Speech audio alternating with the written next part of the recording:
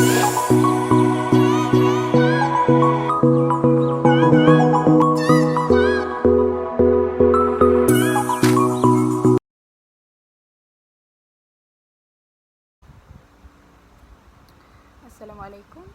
Welcome, I'm Husnina, your guide for this tour. I will tell you all about the things you will see. If you see, this is Masjid Muhammadi. For intro, Masjid Muhammadi is a state mosque for the state of Kelantan Darul Naim. The mosque was built in 1867 from selected timbers during the reign of Sultan Muhammad II, 1830 to 1886. The renovation of this mosque from a wooden building to a new Western style British stone building was made in 1922 and was inaugurated by Keduli Yang Maha Mulia Sultan Ismail on Friday 31st July 1931 and named the Masjid Muhammadi. The renovations and additions to the mosque building have been carried out several times. For example, is 1959, 1968, 1976, and 1987. At present, the entire mosque building is 10,600 square feet, accommodating 2,400 worshippers. In the stage 1860 years to 1960 years, this mosque is a well-known Islamic center for studies. Among the teachers who had been teaching at this mosque were Haji Abdul Rahman Arab, Haji Wan Abdullah, Haji Cik Mak Samad, Haji Nik Wan Daud, Haji Wan Muhammad Gagah, Sheikh Daud Al-Fatani, and the most famous Tuk Kenali.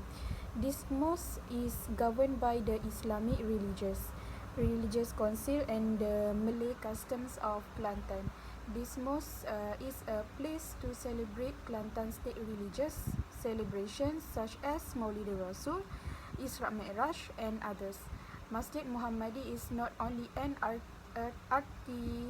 architectural and historical building, it also attracts the interest of pilgrims and travelers to visit it from the very beginning to the present. For every time, no less than 500 worshippers will attend the obligatory obligation of Islam, with an increase of up to 600 worshippers in the evenings. Masjid Muhammadi's old Imam, Zulkifli Muhammad, 43, said the diversity of programs provided in the mosque, as well as the comfort of air-conditioned prayer hall and its position in the city centre, may be a major attraction to Muslims. Every morning after dawn, we have a catchment session. The study of the book then proceed with the study of the Quran for children and adults. This is followed by Muzakarah and Maghrib lecture. Masjid Muhammadi is a friendly mosque and attract the hearts of the young to enter it. With the open design of the mosque, it also makes the situation comfortable to perform worship and as a place to rest after busy working. Masjid Muhammadi is also the mosque of Baginda Sultan Kelantan, the Sultan of the 5th of Muhammad, who has always performed fardu prayers at the mosque, especially the fardu Maghrib and Isha prayers, while meeting the people with white robe and without any protocol. For the architecture, the dome of the Muhammadi Mosque. The building has elements of pre-World War II colonial architecture. The mosque has one tower and one dome. It is a liquid yellow and brown with a golden dome and dozens of large pillars and sculptures that are the landmark of Kota Baru. In this mosque, there is a main prayer room with pillar and used a place to perform congregational prayers. The mosque has 2 levels of prayer rooms. There is an additional prayer room that can accommodate the capacity of large congregation at one time, and it is made of marble. On the walls of the mosque, there are the words of Allah and the verses of the Quran. This is the English architectural carvings, and the mosque is rectangular in shape and its structure made of cement. The walls of this mosque has its own uniqueness, where there is a hole being inserted in the back wall of the prayer room to facilitate the ventilation of the mosque. These are the entrance of the Muhammadi mosque, as you can see. To date, the Muhammadi mosque remains intact and can accommodate a congregation of 2,400 people with an area of 10,600 feet. The Muhammadi mosque has basic facilities such as storage store, ablution areas for men and women, as well as covered and open parking. Various religious and community activities are held here to revive this mosque as a center for the progress of the Islamic Ummah.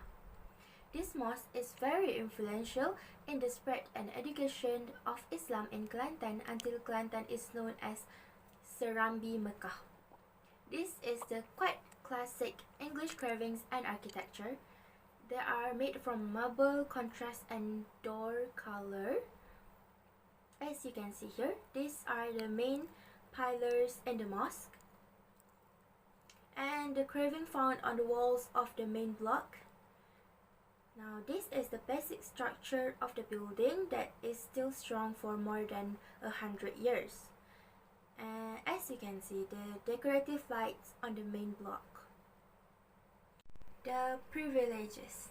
Various religious and community activities are held at this mosque to revive this mosque as the center for the progress of the Islamic Ummah. In addition, religious talks will be held approximately 3 times a week by inviting speakers who are skilled in religion. This mosque has a large bedok, as you can see. Now the operation hours. The mosque office hours operate on every day except for Fridays, Saturdays and public holidays. On Sunday to Wednesday, it is open from 8 a.m. to 6 p.m. and on Thursday, it is open from 8 a.m. to 3:30 p.m. If you want to deal with the office, you can call 09744 6495 or 097436495 for a fax number. Anyone who comes to the mosque, please dress to cover the aurat when dealing in this office. Last but not least, this is the men's section ablution room. And the office is here, as you can see. And this is the entrance section of the mosque. That's all for our tours this week, and see you guys in the next tour. Bye! In conclusion, this mosque has been a tourist destination since time immemorial due to the construction of the mosque, which is a tourist attraction. For example, the design of a mosque that symbolizes that concept of English. This mosque is also easy to find by foreign tourists because this mosque is located in the center of Kota Baru, Kelantan. Therefore, the mosque is a religious institution. The role of the mosque is considered as the center of community development since the time of the Prophet SAW. Mosque play an important role in changing the spirituality of society in general and have their own spirit.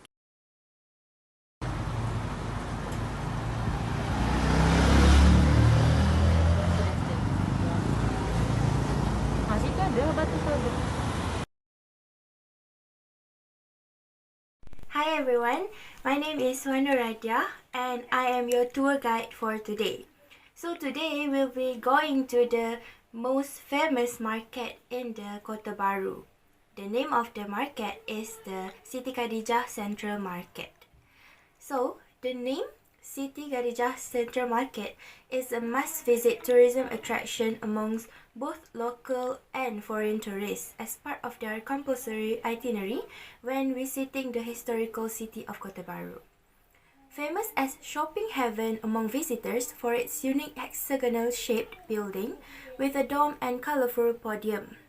It is also only place to get all types of souvenirs in the form of food like keropok, fish cracker, serunding, dried or chicken meat floss, local handicraft including clothing, as well where people from every walk of their life would go to, for every reason.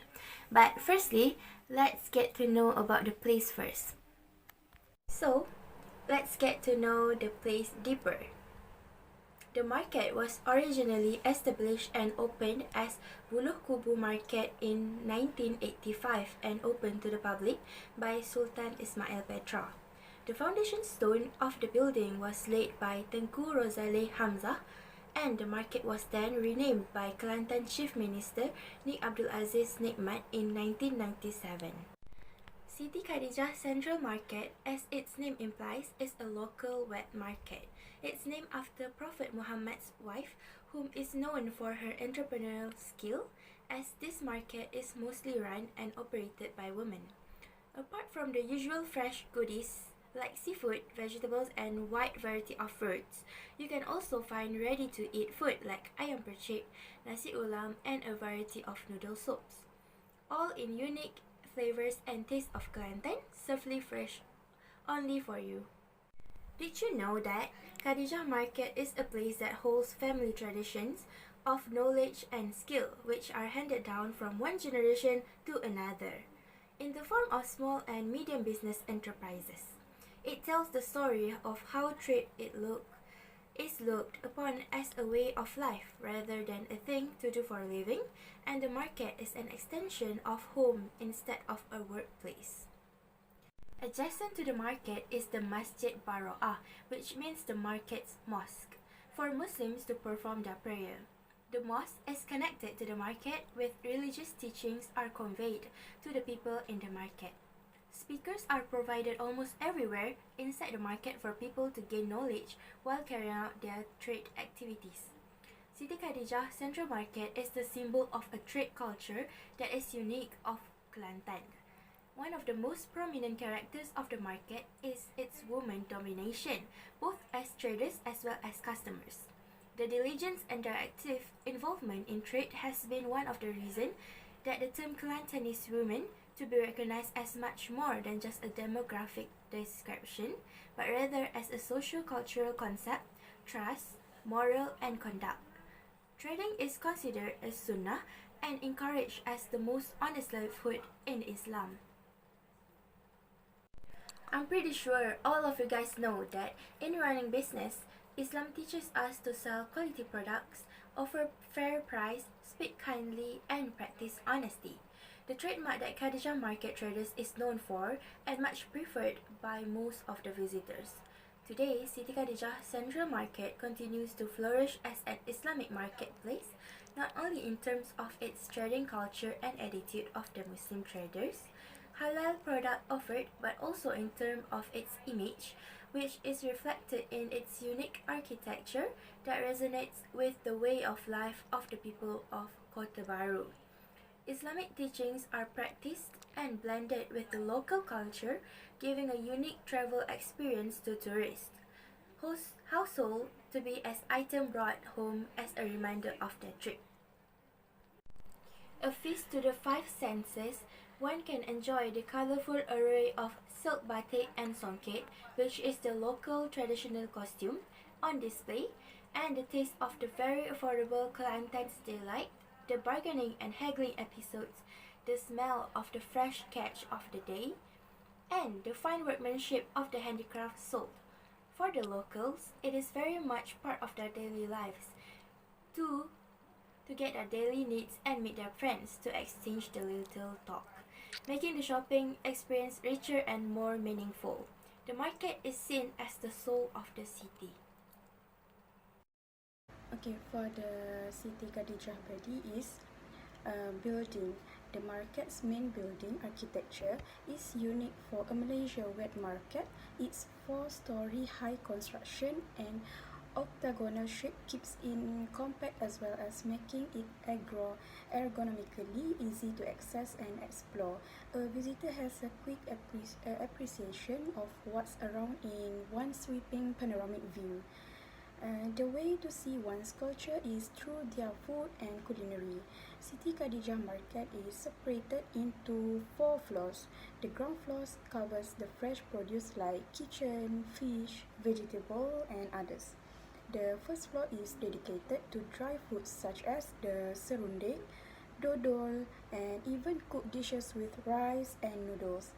The other floors are solely populated by stalls selling clothing, souvenirs, household apparatus, decorative ornaments, and many more. And for the food is authentic famous Kelantanese dishes are available for sampling, such as the delicious nasi kukus. The blue color is nasi kerabu. The tasty nasi kukus, nasi tumpang, ayam percik, budu, laksam, and solok lada. Distinctive to Kelantan, these food are sought after for local and international travelers, as it is not readily available in the West Coast.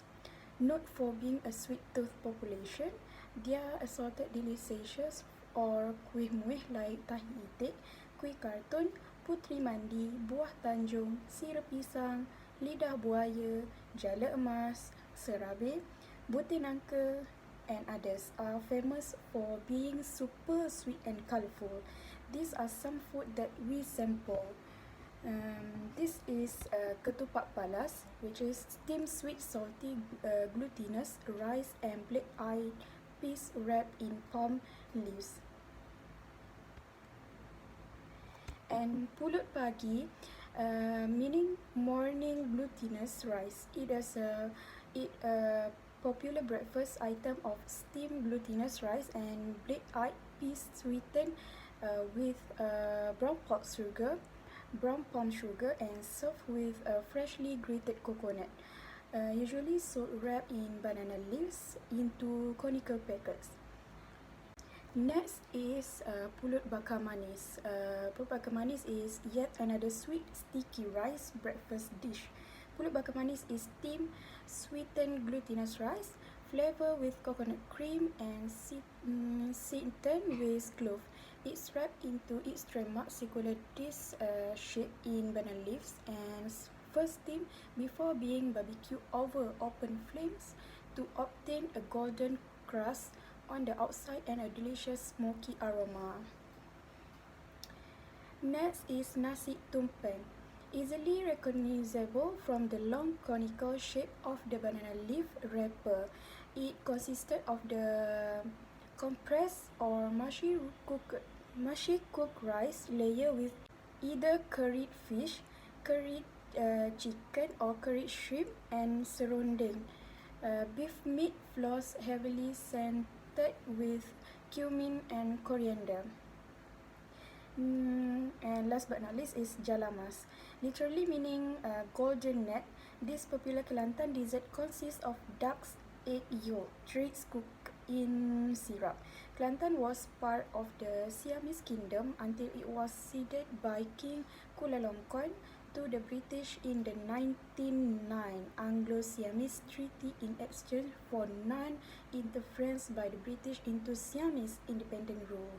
So, Siamese or Thai influence is still pretty strong in Kelantan, and jalamas is actually the local Malay term for the Thai foie tong, a dessert introduced to Siam by the Portuguese in 17th century. An interesting and quintessentially Kelantanese food item at the market is the etok. Local clams dragged from the Kelantan River, these are then marinated with a finely ground mixture of lemongrass, garlic, ginger, coriander, fenugreek, and steam cooked. And for nasi kerabu, which is the popular rice, steamed rice tinted blue with the use of bunga telang, a local bloom. The rice is topped with chopped herbs and vegetables, spiced coconut or meat floss, keropok with fish crackers to be crumbled over the rice, and a splash of budu, a heavily smelling fermented fish sauce, which is Kelantan steak, a Cambodian prahok. And next, salted duck egg, soaked in salted charcoal or brine. Next is cendol Kelantan, contains white and green cendol, red sagu and buah kabung mixed with ice cream and caramel syrup. From among these ready-made dishes, soupy noodles are very much popular as the taste and flavor vary. Desserts of the Khadijah market are not to be neglected. The kuih muih tempe and hot milk tea are very popular and widely consumed dessert of Kelantan. The variety of fish available at The variety of fish available at Khadijah Market includes round herring, long-tail shad, tiny fish, pomfret, Indian mackerel, and many others. Similarly, these are freshwater fish as well, like catfish and eel. Apart from fish, fresh beef, meat, and eggs are also available. Fresh vegetables like cabbage, chili, cauliflower, and others are very common.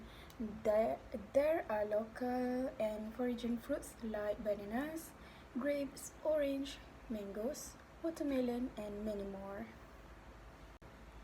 For the part of clothing, is the other big attraction in Pasar Besar Siti Khadijah is batik.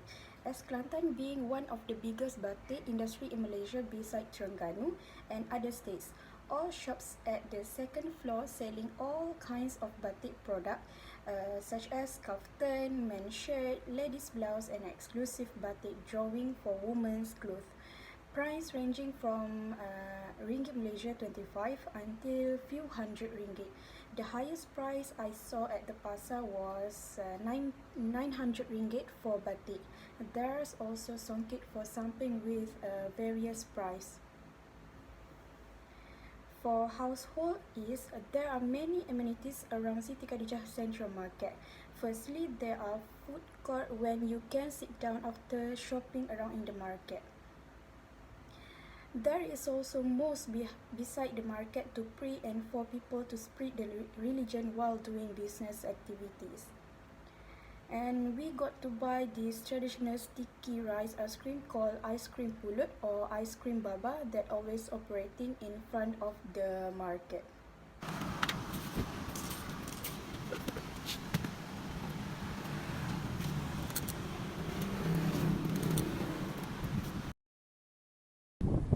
In conclusion, this market is made for tourists and residents because they have fresh product produced for everyday use. Also, the entrepreneur sell clothing, home product, snack, and dessert for people from all group age, but most of the target market are women.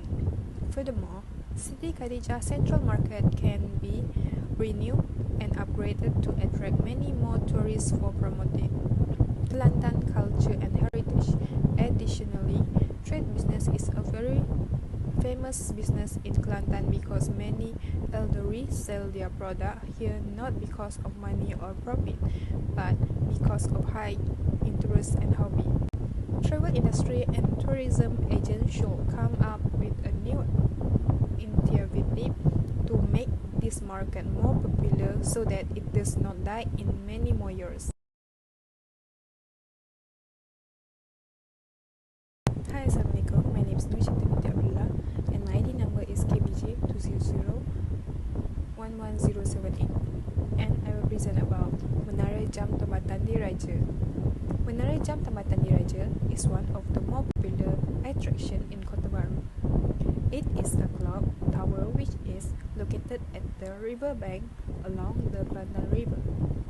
The clock tower also doubles as an observation tower. It offers a bird's eye view of the Kota Baru town. Unfortunately, when we arrived, the clock was not longer working.